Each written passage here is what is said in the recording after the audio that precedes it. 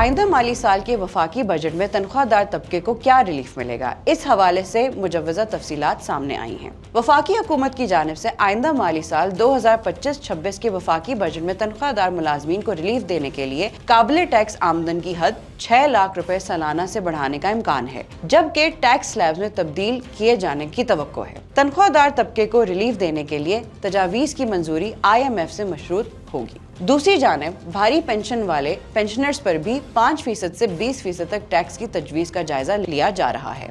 FBR के मुताबिक आइंदा बजट में सिर्फ नीचे वाले स्लैब्स को तब्दील किया जाएगा। बजट में ज्यादा तनख्वाह वाले तबके के लिए फिलहाल कोई रिलीफ की तजवीज़ नहीं है। हुकाम का कहना है कि आइंदा माली साल के बजट में तनख्वाहदार तबके को रिलीफ देने के लिए 3 तजावीज़ ज़ेरे गौर हैं, जिनमें पहले स्लैब में माहाना 50,000 से ज़ायद तनख्वाहदारों के लिए सालाना आमदन की शरह बढ़ाए जाने का इम्कान है और काबिल टैक्स आमदनी की हद 6 लाख से बढ़ाकर 8 लाख रुपए सालाना किए जाने की तजवीज़ है। अलबत्ता हतमी फैसला मशावरत के बाद होगा। बजट में 6 लाख से 12 लाख रुपए सालाना आमदन के स्लैब में रिलीफ भी दिए जाने का इम्कान है। मजीद अपडेट्स के लिए देखते रहिए VNews.pk।